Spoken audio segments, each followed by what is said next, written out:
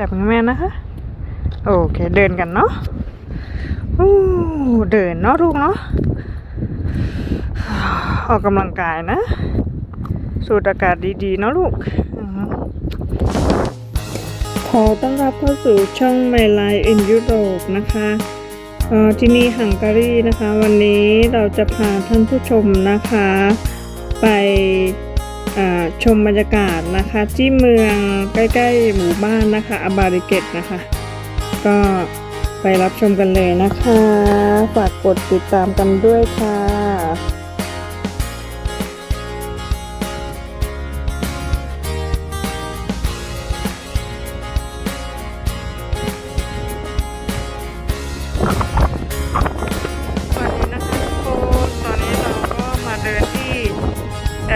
สวนสาธารณะนะคะที่ชื่อว่าอาบาลิเกตนะคะที่ในฮังการีนะคะใกล้ๆบ้านเราเนาะดูสิคะทุกคนที่นี่เป็นที่ที่คนมาตกปลามาเดินแต่ช่วงโควิดนะคะไม่มีคนเลยค่ะทุกคนเงียบมากนะแต่ว่าเราก็มาเดินกันใกล้ๆบ้านนะคะแล้วจะมีอีกฝั่งหนึ่งนู่นนะคะทุกคนแต่ว่าเราจะเดินอยู่แถวๆนี้ก่อนเนาะนี่ค่ะเก็บบรรยากาศที่สวยมาฝากนะคะนี่ค่ะสวยมากเลยแต่เย็นมากเลยนะคะเพราะว่าอากาศประมาณ9ถึง10องศาแล้วก็มีลมด้วยนะคะค่อนข้างจะหนาวนะแล้วก็ดีใจนะคะหลังเลิกงานเราก็มาเดินกันนะคะ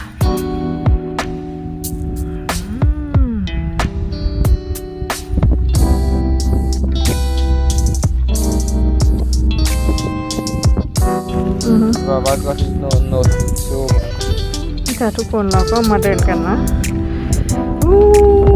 หนาวนะลูกหนาวไหมคะ3 คนหนาวไหมคะลูกอากาศหนาวมากเลยเนาะเย็นมากเลยนะคะประมาณ10องศาไม่มีใครมาเพราะว่าอากาศเย็นนะค่อนข้างจะเย็นถึงกับหนาวเลยนะคะเพราะลมมีแต่เราเนาะ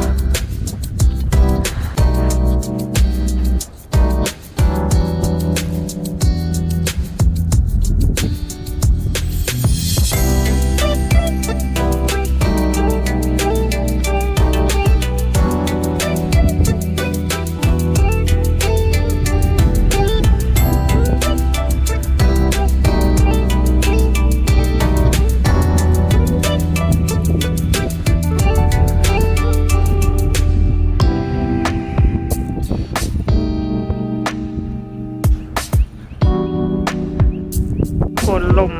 ค่อนข้างแรงนะคะสังเกตเส้นได้ตรงนี้นะคะลมแรงมากแล้วก็หนาวมากๆเลยนะคะหนาวจริงๆนะคะทุกคนนี่ค่ะทุกคนมีเป็ดด้วยนะแต่ไม่รู้ว่าจะได้ถ่ายมันไหมนะเพราะว่าลูกเนี่ยเดี๋ยวลูกเดินไปแล้วทีค่อยๆลูกช้าๆเดี๋ยวมันไปลูกค่ะลูกไปแล้วเห็นไหมลูกไปแล้วเห็นไหมคะทุกคนสวยงามมากเลยนะคะเนี่ยว้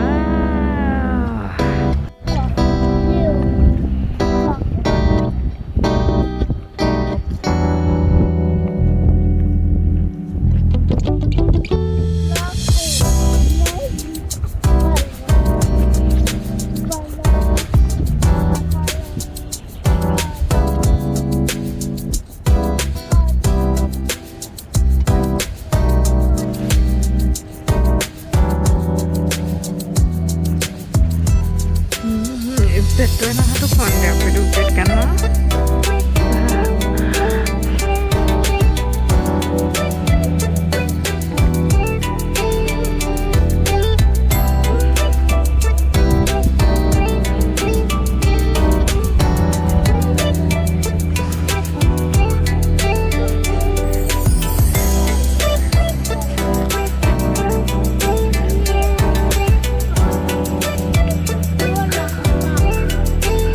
ไปแล้ว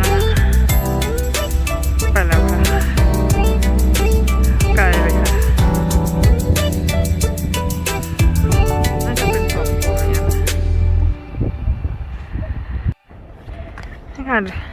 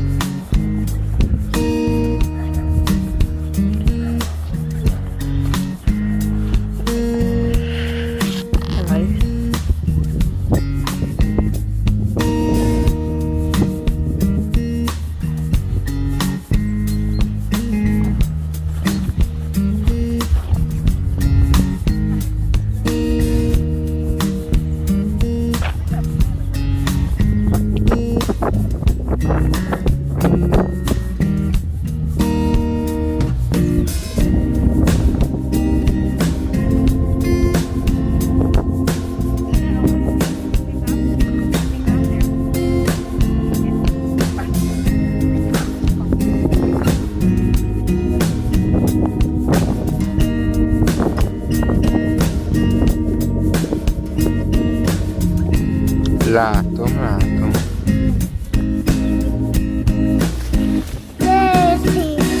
Köszönöm szépen. Attila. Adok neked egy ilyet.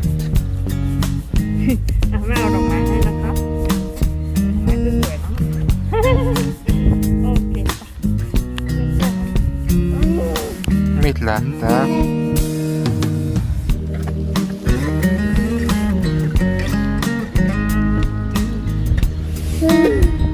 Hú. Igen.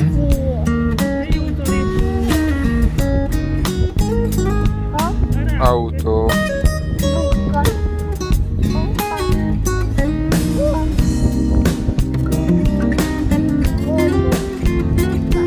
Igen, autó.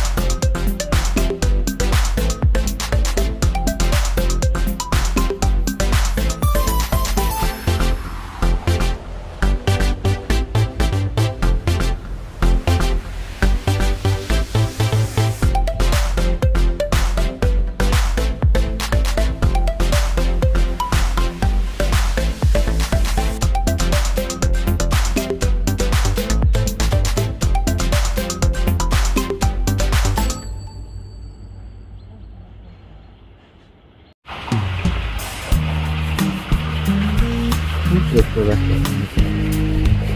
dan tidak batu poin-poinan, kau mengeluarkan warna kata-kata lahirnya warna apa? Macam mama, berapa kelas?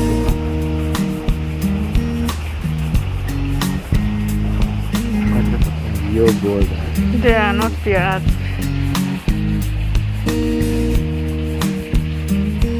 นะเป็ด2 ตัวนี้มันขึ้นมาแล้วมันก็ไม่กลัวเรา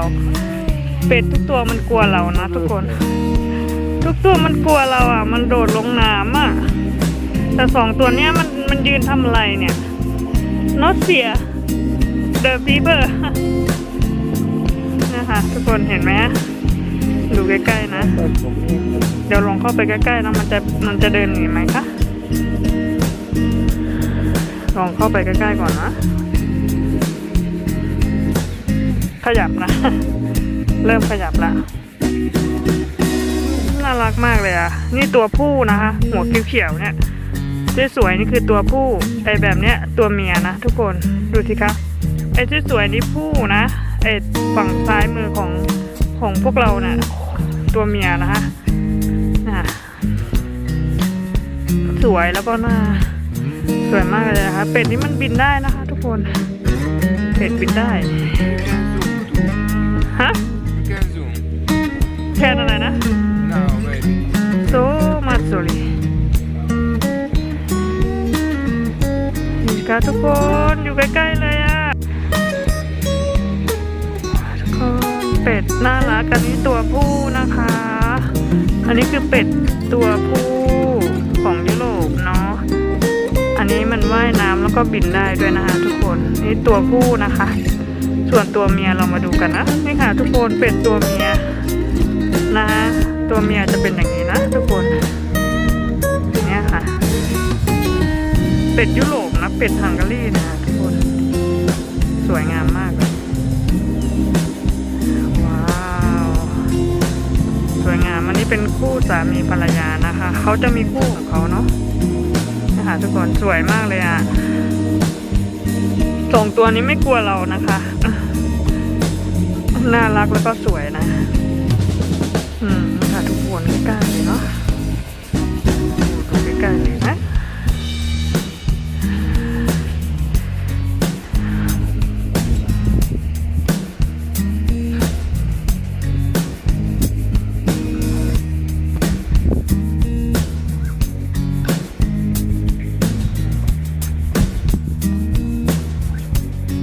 เดี๋ยวจะลองเข้าไปใกล้ๆนะ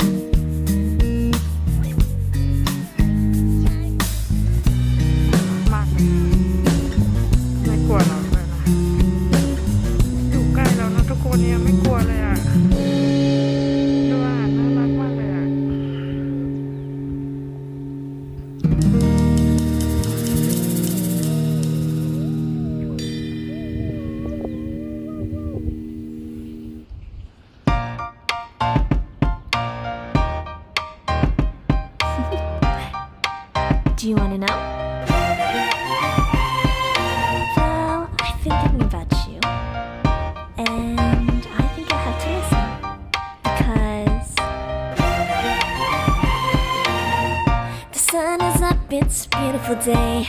My beginning will be as bright as the sun. Come, won't you come along? And it feels so bright, it's like luck is raining on me. Go and follow your heart, doesn't matter how far. There is so much love to give, something's telling me this time. Baby, baby, now I know. Baby, baby, gotta go.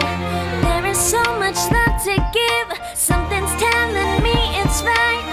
When you came to me, oh I knew it's you, yeah, boy. The one to show me now and forever. No, you'll never be alone again. All day, oh yeah, all day. Please stay in my arms, boy. The one to show me if we're together. It don't matter if it rains. All day, oh yeah, all day. As long as you're in my arms, boy.